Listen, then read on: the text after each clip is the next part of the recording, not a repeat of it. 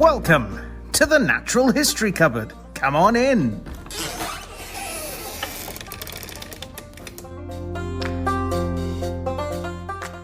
Welcome back to the Natural History Cupboard podcast, the place where the weird and wonderful parts of the natural world come together. I'm your host, Gareth, and with me, as always, is my co-host, Aaron. Aaron, what have you been up to? I don't think I've been up to much this week. Ooh. No, not much. I win on the stuff, count. I'm missing out something, but I can't remember what it is, so let's go with nothing. Fair enough. Well, I'll go over what I did. So, in fact, pretty much this time last week when we were recording, that I was getting up very early the next morning to go all the way to London to go and see the Light Room, which is like a big. It's the only way to describe it is like a big warehouse sort of thing, but almost underground. Wherever the part of London this is, the building that it's in, it's been clearly dug down into what was the basement, because you go down an awful lot of stairs to get to what is the ground floor of it to then come back up. So it's essentially a giant room with a prehistoric planet being projected on the walls around you. It's completely sort of immersive. And the floor as well, this is the best bit, is as you're sitting there, the floor is also being projected onto as well. So in the scene where I can't remember the species of sauropod, but they're laying eggs in a volcano. The floor had lava. So the floor was lava at one point, nice. Which was really cool.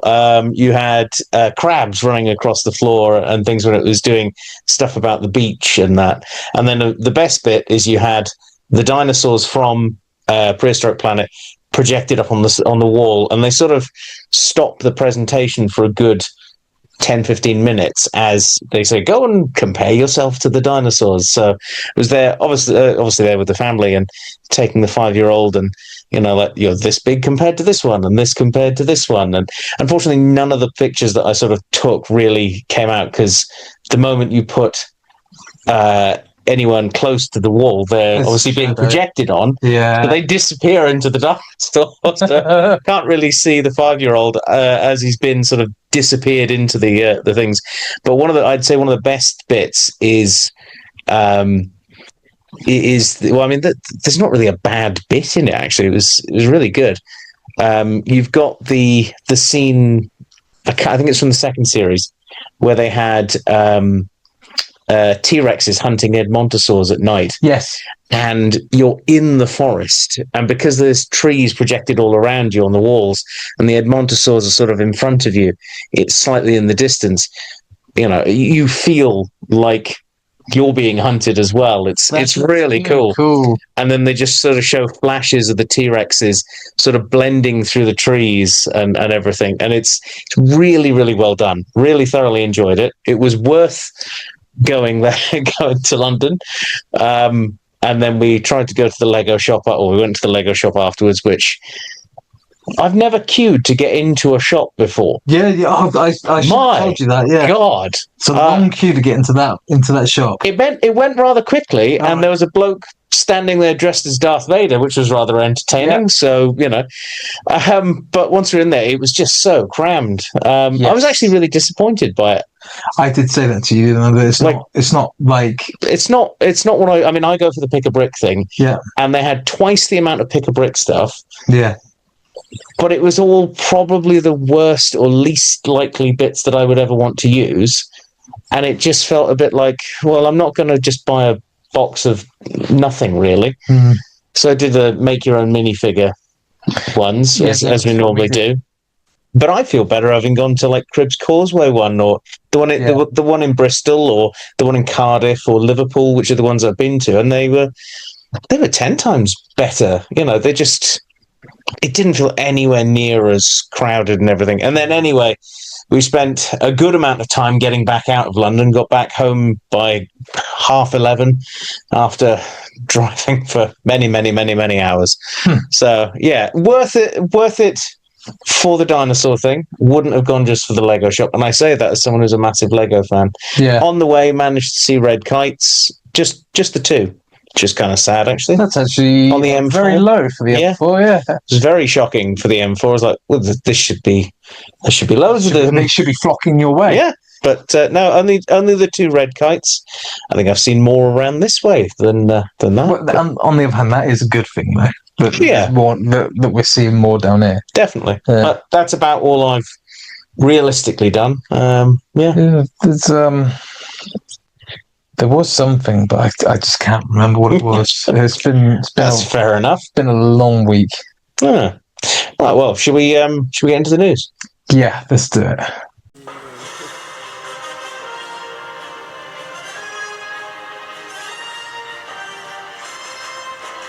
It's the news!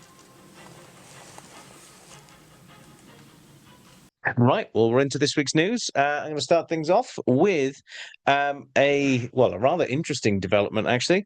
Sir David Attenborough has backed a £30 million campaign to buy and rewild a 15-square-mile estate in Northumberland, a former grouse moor, once owned by Lord Max Percy, whoever the heck that is. The Wildlife Trust aims to restore its bogs, woodlands, farmland, and creating a 40-mile wildlife corridor linking the coast to the Scottish border.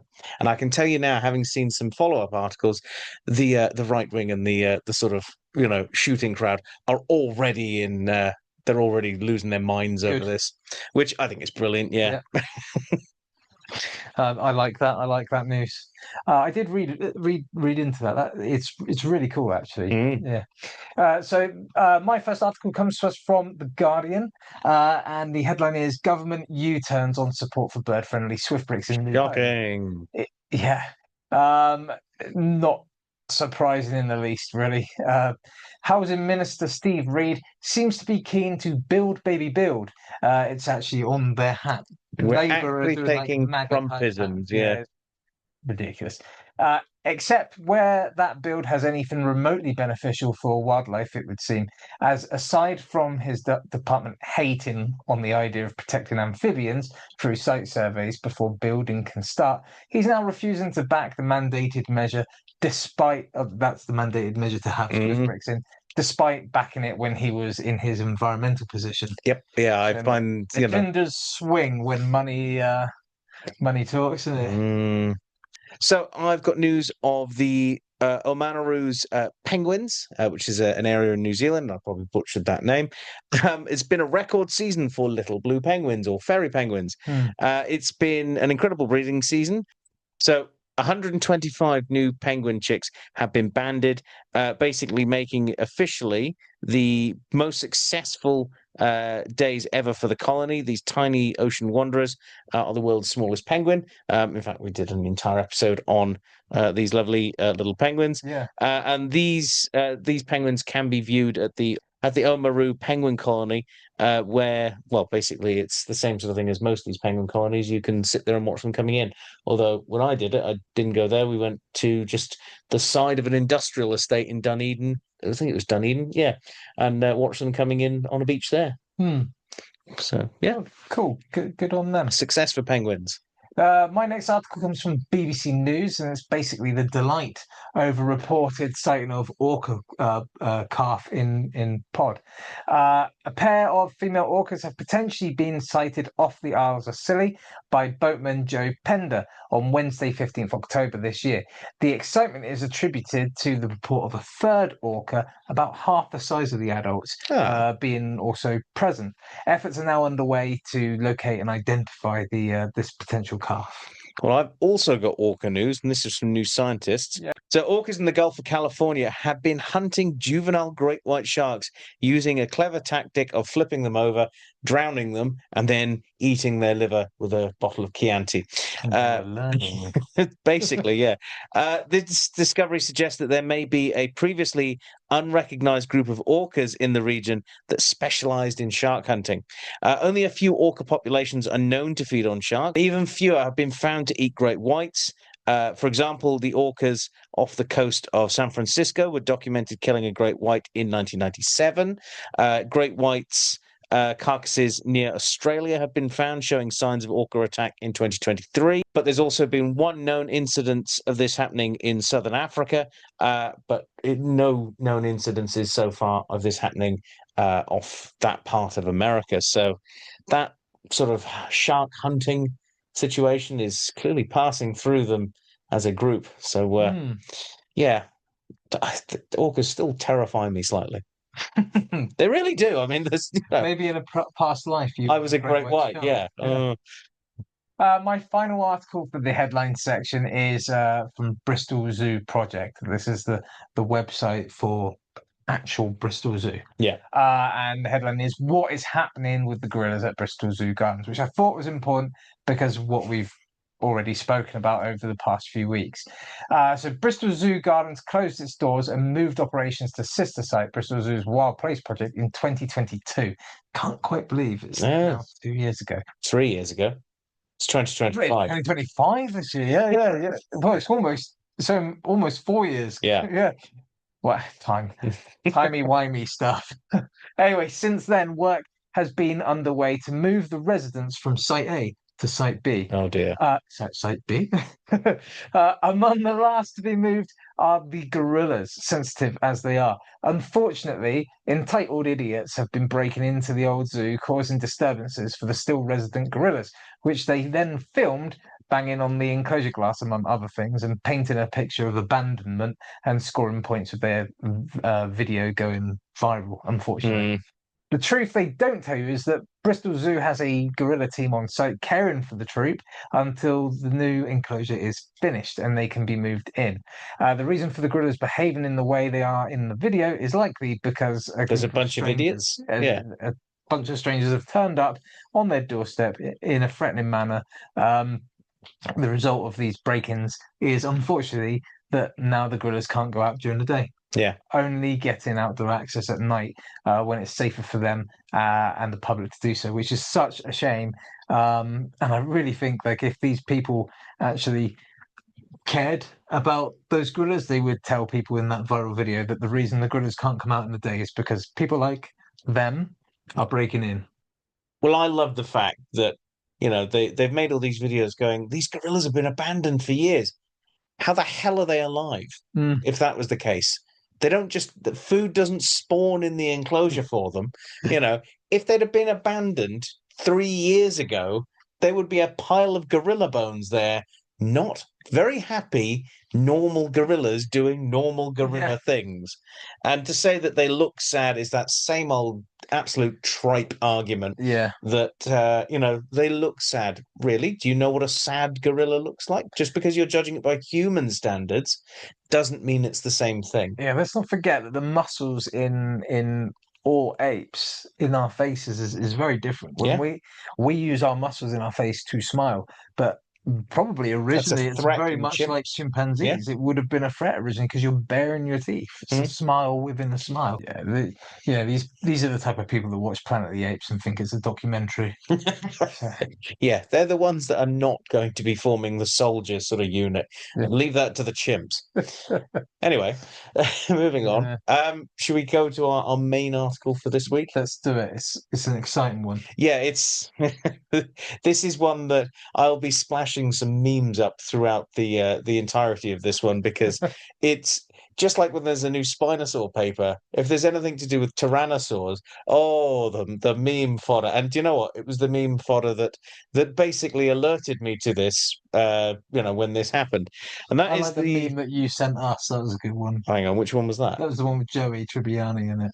Oh yes, yeah. I will, yeah. So I'd like to point out that I learned about this one by seeing this post on Instagram by paleontologist Mark P. Whitten, where it's his book, The Tyrant, which I actually considered buying on the weekend. I just didn't want to carry a book around in London when it was really wet, because that was one for sale at the prehistoric prehistoric planet. What?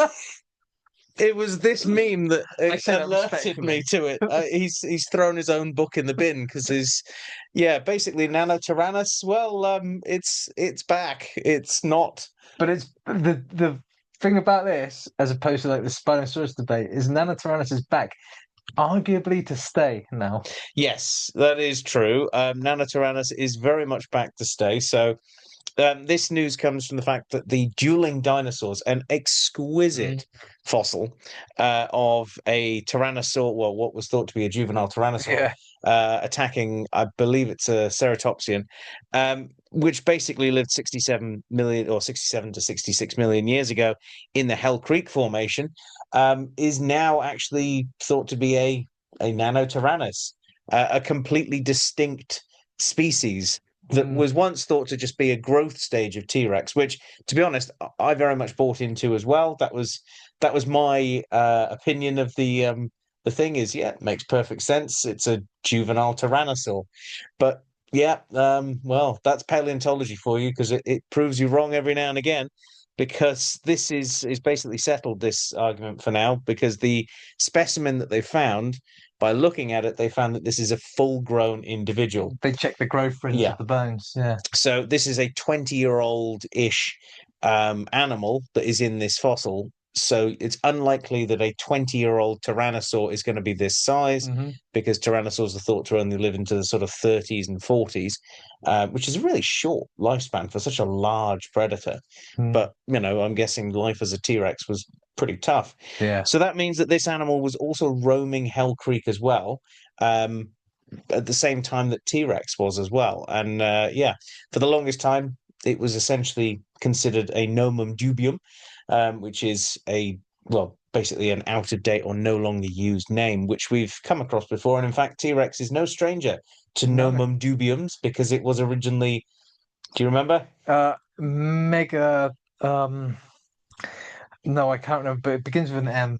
Manospondylus gigas. That's it. Yeah, so it was originally given that, but that became a nomum dubium, and Tyrannosaurus rex became the sort of rightful name for it.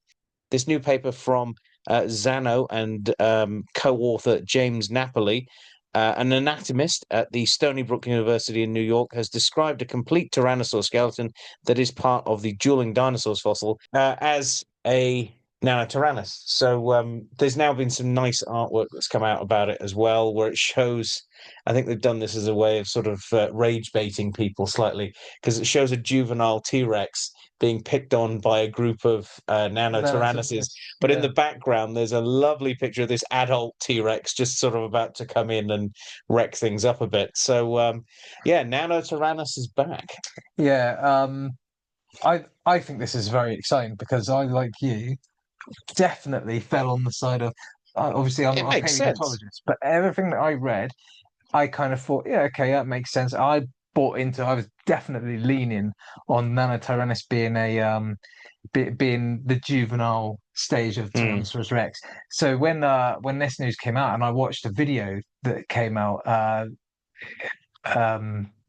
by James via the Skeleton Crew YouTube channel, where he goes into depth about this, and I actually commented on it saying I've never been so happy to be wrong, because it's so exciting to be wrong on this, because it means there's so much more to learn and read about. And also, you didn't mention this, but they actually found that their two specimens of Nanotyrannus are two different species of Nanotyrannus. Yes, yeah, So yeah. two species of Nanotyrannus, and in addition to that, because Nanotyrannus has been used so heavily because they thought it was juvenile Tyrannosaurus Rex, it's been used so heavily as the growth pattern of Tyrannosaurus Rex, that the last 30 years of Tyrannosaurus Rex is actually wrong, which means, it means that my creature feature is now completely wrong. Yours is ruined before mine. Yeah, which means I get to do Tyrannosaurus Rex again.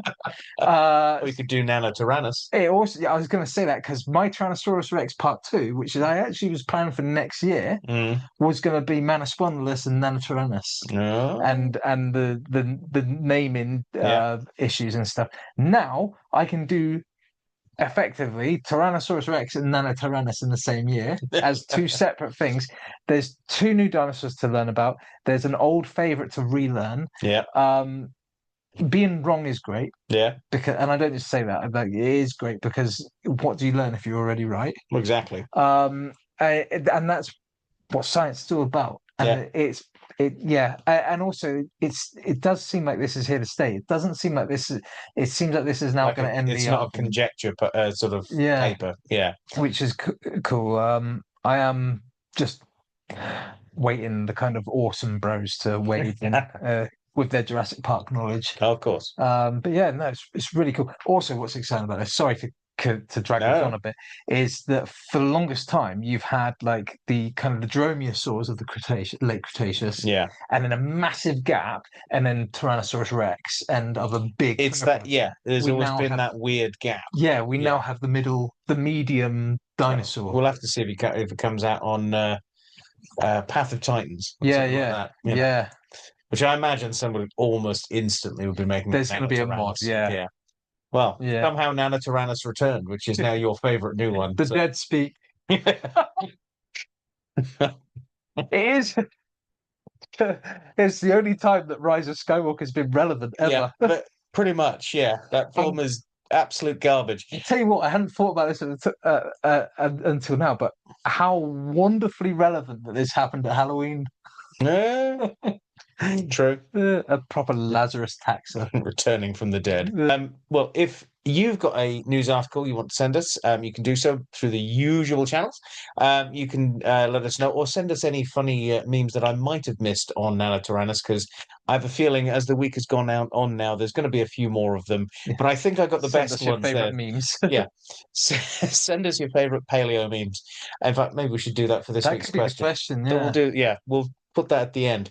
If you have any, like say, news stories you want us to read or to look at, send them to us in the usual channels through either Facebook, Instagram, TikTok comments, YouTube comments, or over on our email address, which is the nathistorykcupboard@gmail.com, and you might see them being featured in our news stories. So apart from that, let's move on to another prehistoric creature that you never know might end up being separate or different or somehow. Let's go and let's look at your creature feature, shall we? Okay, let's do it. It's the creature feature. Right, well, we're into this week's creature feature. Aaron, what are we looking at? A pretty cool beast, actually. What I want you to do is imagine yourself sweating and basically in the stifling heat and near intolerable humidity of a stretch of coastline covered in damp, thick tropical rainforest. You're exhausted, having travelled miles in search of your quarry, covering some of the most challenging tropical terrain of the Paleocene. Yep. Crossing at the same time countless rivers of varying sizes and flow speeds, each of which will be absolutely teeming with life. So ambling along in kind of easy view are a small selection of large podocnemid chelonians. Got there in the end. Yeah. So we're talking about basically the large turtles. You got carbonemes, The pasta flavored one. Yep. The Seragonemes and the Puentemes. We'll get my words out today. You also have large lungfish species and prehistoric relatives of Arapaima fish. Nice. Can also be seen occasionally in the kind of murky silt or like of the riverbed and that. But lurking submerged near the water surface is, of course, your first predatory threats. You've got Acherontosuchus, and Fracasuchus and Seragonisuchus, three distinct genuses of crocodile-like dinosaurs that would very much make very light work of a couple of us if you don't keep your wits about you. For the most part, though, the flora would be somewhat recognizable or at least familiar to anyone who traversed modern-day rainforests. You may just clock the fact that there is a lack in floral diversity compared to today. In simple language, basically the asteroid and its aftermath pretty much made plant diversification nigh impossible. Thankfully, today there's been 66 million years of regen, helping make our forests the gorgeous locations that they are now. Now, as a result of that low plant diversity at this time, or at least for much the same reason that caused it, insect diversity also seems to be pretty low at that time too. What's more, the insects of the time were far more generalist herbivore species compared to today's more specialist neotropical counterparts. So, let's not let greedy humans act like a present day asteroid winter. And I did mention the heat there. So what about that heat? Well, in 2009, researchers actually used the body proportions of the subject of our creature featured this week via the body proportions of its closest living relatives to calculate that the rainforest temperatures of the day would have been at least 32 degrees Celsius. Now, the heat, I don't mind. It's the humidity that gets a The bit. humidity is what's intense, yeah. Now, this estimation is actually supportive of an earlier study which placed temperatures within that range for that location. So, despite there being a little bit of a disagreement, it does seem that the consensus points to it being very hot there. So, I think, in a nutshell, we can kind of picture the very waterlogged habitat and a small selection of its inhabitants. But what about the star of this week's show? What about Titanoboa? Titanoboa, to all intents and purposes, appears to be the largest snake to ever slither across the earth, as close to Jormungandr as you could come, given its extreme size and preference for aquatic habitats. I knew you'd get some sort of reference in there to it. The vertebrae on record place the snake at roughly 42 foot lengths, with a width of 3 foot, and weighing in, using modern boids as a model, at up to 1,819 kilograms, so well over a ton. Not only does this dwarf modern giants like reticulated pythons and Titanoboa's own relative, the green anacondas, but it also dethrones the previous holder, Gigantophis gastini, which was only a little larger than our modern giants. It should be noted, though, that as of last year, while still probably the largest snake, Titanoboa is no longer the longest snake on record, with Vasuki indicus being 50 foot in length. Jeez. But that's not the end of the story, because we now understand that Titanoboa is in fact larger than it was first described. Now, it doesn't quite meet Vasuki indicus's length, but with the discovery of further vertebrae and, more importantly, skull material, we can now relatively accurately estimate that the Titanoboa reached lengths of 47 feet and, like I say, with weights exceeding a ton at this size. Anyway, with these dimensions and weights in mind, it might not shock you to hear that the Titanoboa, for a short period that it existed on Earth, perhaps some 10 million years-ish, it was the largest predator on the planet from the end of the dinosaurs until the rise of the megalodon. It was a true apex predator. At adult size, nothing would have been able to challenge it. Now, researchers believe the snake was probably dull earthy colours such as greys and browns, aiding in camouflaging the animal when it was on the kind of the muddy riverbed where it would hunt the very fish that I mentioned earlier. And we do have a strong idea that these were indeed the Titanoboa's prey, as the anatomy of its mouth, such as the shape of the palate and the structure of its dentition, all point towards a pescivorous diet, as opposed to its modern cousins, who are quite happy to pick off deer and even small crocodiles. Mentioning the modern cousins there, it's worth pointing out that this is indeed a boid, with its closest living relative being green anaconda, and very much structurally in line with other boas and their python cousins. So we're talking about not just a huge snake, but it was stocky, muscular, thick-set, beefy, girthy. It was a massive beast of a serpent. But all winning streaks must end, even for the behemoth boa. Sharks were on the up and up. Their time had come, so a plan was formulated. They've been on the up and up for about 300 million years. Yes, but now they were ready to make their move on the Earth. Right. Yeah, so they waiting all that time. Yeah.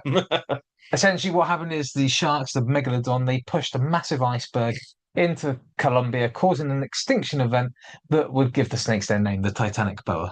No. Should have seen that one coming. Like an iceberg dead ahead. Yeah. In reality, we don't actually know how or why they died out. The best running theory is actually climate change, as this area of the Americas that became what we know of today as Northern Colombia the world around these massive snakes was cooling, and that severely hampered their metabolism. The rainforest home also responded, losing much of its waterlogged tree coverage to make way for grasslands that favoured smaller species. And just to further correct my joke there about its extinction and naming, Titanoboa cerongionensis is not named after the Titanic. It takes its name from the ancient Greek word titan. Titans, I've probably spoken about them before. Which is what the Titanic is named after. It is, yeah. Yeah. Titans are the deities that came before and gave rise to the Olympians. And Which then, is also its sister ship. yes, that's true, yeah. And then the Latin word boa, meaning snake or serpent. And the place, Ceredigion, is basically where they were discovered. It's a coal mine in which the first kind of vertebrate specimens were discovered in 2002. That search was undertaken by the University of Florida and the Smithsonian Tropical Research Institute, and it was the expedition that uncovered those first vertebrae that we spoke about. Eventually, of course, 186 Titanoboa fossils representing 30 different individuals were recovered as part of this massive effort. And at the time, they mislabeled these as belonging to crocodiles. They didn't know it belonged to a snake. It wasn't until much later that they were recognized as a snake in origin. Incidentally, this was also the expedition that recovered much of the fossilized kind of paleofauna that we now know existed with Titanoboa today, because the tropical rainforests of the region, they kind of still are relatively notorious for being unmapped in terms of what fauna actually existed there at this time. It seems that, like, despite it being like a riparian environment, which can often lead to some of the best fossils, because of sediments and flash flooding and all that kind of thing. The conditions of a tropical environment are rainforests are not a good place for preserving carcasses afterwards because of the acidic soil. Exactly. The amount of creatures that just come along and go om nom nom nom. Yes.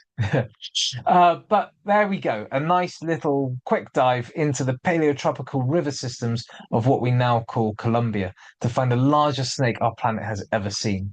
But that's not the end of the story. It's actually a really nice segue into one of the questions people often ask snake keepers at zoos or museum paleo department curators. With global cooling being ideal for smaller species and the death knell for snakes like Titanoboa, could this global warming trend we're on resurrect the Titanoboa in another species? And the best answers, and the answers which I agree mostly with, all say the same thing. In theory, yes. In practice or reality, no. Whilst the warmer environment could theoretically produce a giant subspecies and eventual species of something like, for example, the green anaconda, whom I use only as a stand-in due to its size and perceived relationship with Titanoboa itself. And the sobering reality is that it's not as simple as warmer climates. They also need the space and the habitat to allow them to thrive at such time. Exactly. Habitat loss today is a major factor in anaconda population threats, as it is elsewhere for many other species. It's just not feasible that the snakes would get the time and space to evolve to the larger sizes that they were before. You say you're certainly not going to see it. It's, No. No. They'd all be prematurely kind of wiped out before, like, but if not directly through like poaching, then indirectly through one form of human activity or another. Yeah, definitely. That is Titanoboa for the week. I remember seeing a thing about Titanoboa a while back. I'm fairly certain that the coal mine where they found those fossils has now, that sort of seam, that area has been obliterated. So I think it's a case of, I think you're right, actually. The fossils themselves will sort of get them out whilst you can. Yes. Because we're going through that bit regardless. And I think that they got out as much as they could. And those fossils are the only representation of that species that we know of. A couple examples of that in South America, actually. I'm pretty sure. Is that what happened with Carnotaurus as well? It might be, because I think that, But, well, my first thought as well, have you seen the the truly masterful piece of cinematography that is Anaconda. Yeah. That's exactly what I think of this snake in some ways, My except nowhere near as aggressive and sort of somehow superhuman my or head super canon was animal. always that the anacondas in Anaconda was actually A a titanoboa. titanoboa. Yeah. Another animal that people think somehow exists in the Amazon. And Yeah. if you look on Facebook, they're 99 million miles long, and we've only just spotted them Oh, from have helicopters. you And seen the AI they're videos? just God, rubbish, they're aren't they? awful. Yeah. So big that it cannot submerge in the It is the Amazon. river. Yeah, It and you is see the them river. squirming like maggots. There's Yeah. loads of them. Yeah, and they've never been seen before. Never been seen. No, no, Yeah. no. Until that one person with a helicopter just decided to fly Yeah. over. It's lucky, really. Should we head into our emails? Let's go. Bing! You've got mail. Ooh, it's an email. Right. Well, we're into our emails for this week. I'm going to start things off with last week's question, which was, what's your favourite species of stick insect? Which, Aaron, we clearly know your one is the Maclay spectre. And do you know what? Sarah Berry agrees because she's put the Maclay spectre, just everything about them. And I know that's exactly how you feel about them as well. Abhijit Borker says Jacob Rees-Mogg, to which I think Drew has responded, favorite? Yeah, I mean, he's right. Is he really your favorite? Also, it's a bit of an insult to stick insects, really. You know, Yeah, they serve an actual purpose on the planet. I would say he looks more like a drugged up Where's Wally? I was going to say a haunted Victorian ghost, Yeah. but you know, I mean, a Victorian ghost, I suppose, haunted, it doesn't really need that as well. And then Spencer Seams has put Vietnamese stick insect. They're really a slick design and look alien. Yeah, they're a nice species. So you know what? I'm glad we actually got people putting about stick insects. Just mostly because a lot of people just think there's more than one. Yeah. So I have to say after our creature feature and putting that out in this question out in the emails, I myself went and had a quick whiz around, another look at the different types because, like I say, I'm pretty stick insect ignorant, really. oh, I mean, do you know what the first thing? You can only just about see our case there on the side, our cabinet of curiosities. The first time I saw that, I went, "Oh, I could turn that into a nice stick The stick insect tank." insect enclosure, yeah. That's Yeah. how I see things in terms of stick insect enclosures. But I mean, there's some really nice ones. I've had a real longing to get some again. I went out of obviously having them at the same time as obviously having a child. So there's been that sort of vacancy. So I've just filled that gap with the cockroaches for the moment. But there's always room for stick insects. Yeah, they're cool, aren't they? I like stick insects. Yeah.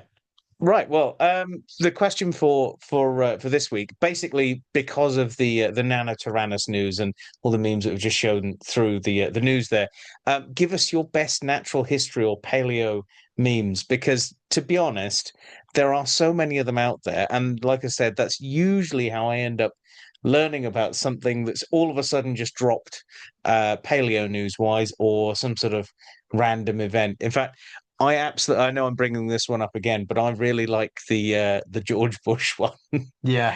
Sort of there's been a secondary Nanotyrannus found.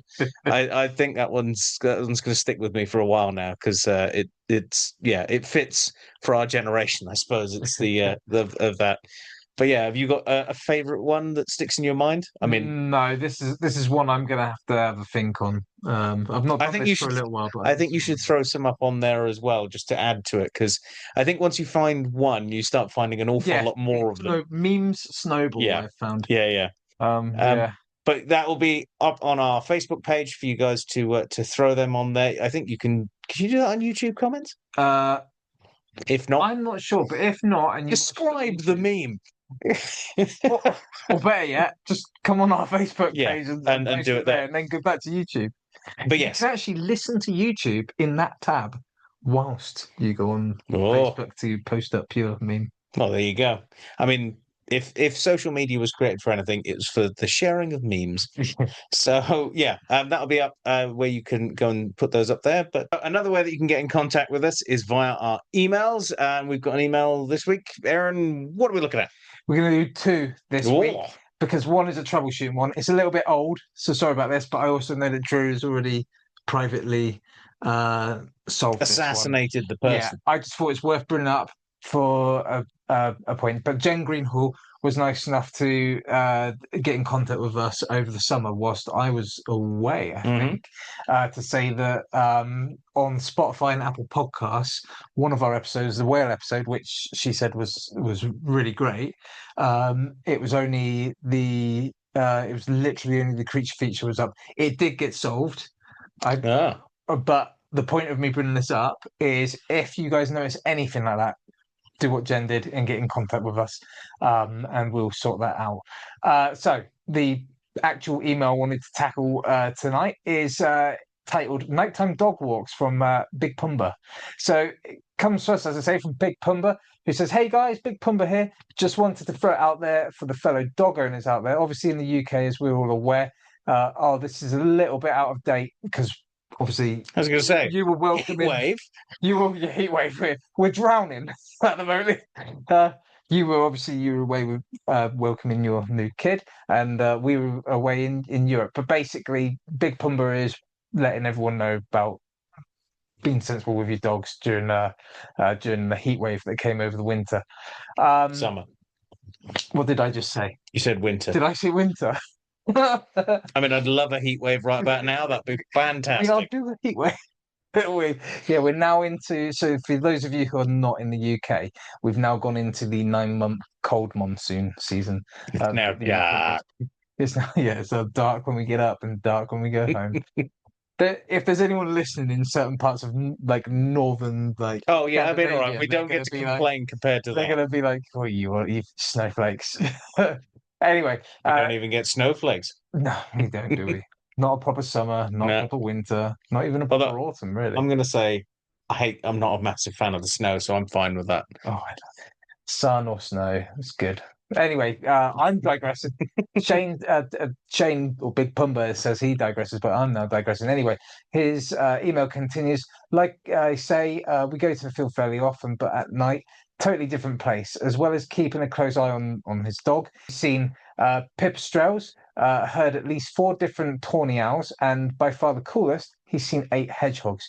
Before then, I'd only seen 1. We found 6 youngsters, 1 slightly larger, assuming female, and then an absolute unit of a hog, which I thought was a large tuft of mown grass. It was quite unusual to see them out in the open, so on revisiting, I've scattered some hedgehog-specific food. I'll let the local hedgehog people know, but that's it. I want this spot to be safe and protected as can be.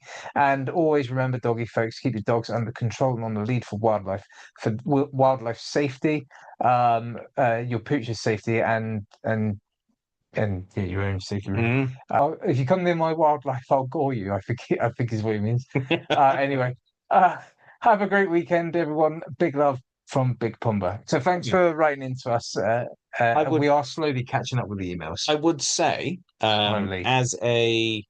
as the nights have now drawn in, the best thing that you can get for your dog, if you're going out and doing a nighttime dog walk, is that you get yourself one of those light up collars or some sort of fluorescent anything. The amount of people I've seen without any kind of high visibility, sort of anything on them or their dog, is kind of alarming because, especially around here, if you go walking up a country lane, there are no lights, there's nothing, and you could very easily cause an accident or have any sort of issues. So yeah. Actually, could I just read a third one? Because I think it's a nice one for you, really, for all 3 of us. But this one comes to us from a long-time listener who we've not heard from in a while, Dan Luizietti. Again, this is one that, because I was away and you were in paternity leave, we have responded to privately. But we'll read it out here anyway for Dan. It says, "Hi, boys. Seems like forever since I've emailed you. Life has been busy, 2024 and 2025. But I have happy news. After 3 years of trying, we finally have our little girl. She was born in March, and we called her Maya Is it Nice. Myra or Mia? You'll have to correct us on that one. Make sure we get that one right. But congratulations. So we didn't know if starting a family was right for us, but we've never looked back. She's been our adventure buddy, and I've been so proud to take her out bird watching and wild swimming. Although Mrs. Louise Yeti is worried she'll be leak bent. We're looking forward to our first Christmas as a family of three, and we'll be using some of the natural Christmas decoration ideas that Drew gave us years back. Good. My question is, do you have any more baby-friendly activity ideas? Well, I used to take my little one fossil hunting quite young, but mostly I did forest walks with her, just getting her outside and that down the beach as well. Yeah, Down the beach, getting her used to the sea because Daddy's a surfer. So I'm going to say we've not done a giant amount, although I mostly because it's been the wrong time of year in some aspects. But because I've got a lot of indoor house plants, you just tie into one of those. I picked him up, our newest one. I picked him up and just sort of leaned him into the tank with the plants, and he's sort of having a touch and a feel of them. So that's, he's still learning to use his hands and everything. So yeah, we're not really at that sort of properly exploring. But the 5-year-old, we found an owl pellet out the back, because there are tawny owls that live near us, and we're going to pull that apart and have a look at that. He's not massively keen on that. If anything, he actually really likes electronics. For a 5-year-old, that's pretty cool.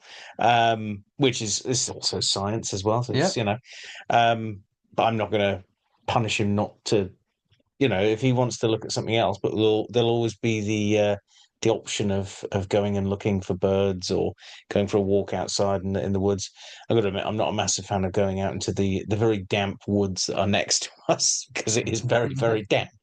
But yeah, it's I think it's just chances to do anything and everything. I mean, like I say, this last week I've gone to London just to see an hour's worth of dinosaurs being projected up on a wall, which he loved. And even the little one, the 4-month-old, he was staring around at everything. So it's all visually stimulating, I suppose. So yeah, I think it's whatever works. Octonauts. Yeah, I agree. There you go, Octonauts. That's probably the best thing, because it teaches them about animals, about the environment, and it's also just generally a good program. You'll enjoy it as well. You got me into Octonauts. Yeah, which is Octonaut, and really weird to say and the 30 toys that years you can old. get are good as well. I've got I've got a vampire squid toy. Where else are you going to find that? Why didn't you bring that in for the Halloween episode? Because I couldn't find it. Oh. It's somewhere in the house. Well, there you go, Dan. I'll finish off your email that you've written in. He continues, I've been loving catching up with episodes I've missed, and the Drew ones are so funny. The rap was the show's best moment. Have you watched that episode back? I didn't know that rap is so good. The Fresh Prince of Bel-Air, but Drew Natural History Club style. Very good. So pleased for Gareth to have another little one, although we're stopping at one. Loving Aaron's creature features and the shorter news and more streamlined structure. Keep up the good work, and maybe I'll see you one day. We're now in Kerno, which, if you didn't know, that's Cornish for, well, Cornwall. All the best, boys. Dan and Mia, your newest fan. Well, that's absolutely awesome. Get Molly on. Awesome news. Congratulations. And also, good to know you're in Cornwall. That's a little bit, that's close to us, isn't it? So yeah. No, really nice to hear from you, Dan. And also obviously Jen and Big Pumba there. But yeah, that will wrap our emails for this week. It's really good. We are catching up, as I say. Right. Well, we should also say about our Patreons, which we'll do now. Every week, we like to give a little love back by shouting out the names of our wonderful Patreon supporters. That's right. These are the cupboard dwellers who are kind enough to support us through a monetary contribution, for which we are eternally grateful and grateful beyond words. And those people are, of course, Fogtober, Jen Greenhall, Connie P, Chelsea McKee, Nick to Nick, Owen Cox, and Matt Geddy. Guys, your financial contributions are actively helping us out here in the Natural History Cupboard in a myriad of ways, including developing our new studio, planning excursions and being able to go out and film on location, considering technical upgrades, and actually making the jump from a solely audio-based podcast to the now growing YouTube channel. And we really can't thank you enough for that. Now, we appreciate all of our cupboard dwellers and the support you offer us through listening, liking, sharing, and subscribing. But if you feel we've earned it and you're considering joining our Patreon, there are two options through which you can do so. That's the Nature Nerds and the Animal Ambassador tiers, which you can find on the Patreon website or links through our social media as well, and each one having different benefits for you to enjoy. And now back to Gareth and Aaron in the studio. So yeah, massive thank you to our Patreons. We couldn't do what we do without you. And yeah, so it pretty much brings us to that point in the show. Well, massive thank you to you, Aaron. It's been interesting looking at giant snakes that are not, bad AI swimming through a river garbage. I tell you what, the film Anacondas is more realistic than the AI. It's sustaining as well. I like that film. As bad as it is, isn't he? Yeah. Yeah, Ice Cube. And Christopher Walken, I think. It's been so long since I've watched Anaconda. I'm gonna have to rewatch Anaconda. I know. I just remember Ice Cube's in it because I was an Ice Cube fan. I remember that the waterfall goes backwards. That's right, yeah. Which is just like, why? But it's also a really good animatronic snake at points. So yeah, it's a good film. It's a good film because it's bad. Yeah, it's like The Room, but not as bad as The Room. But The Room is good as well. So. Anyway, so yeah, and a massive thank you to you at home for joining us, and we'll see you next time here in the Natural History Cupboard. Bye. Bye. So it's my turn to do a joke for the week. You've memorized this. Usually we have to cut and look for one. I'm kind of pirating one from a few weeks ago, actually, but just changing the victim of it. Okay. So why did Titanoboa cross the road? Don't know. Because he's been shifted into the next museum exhibit. Oh.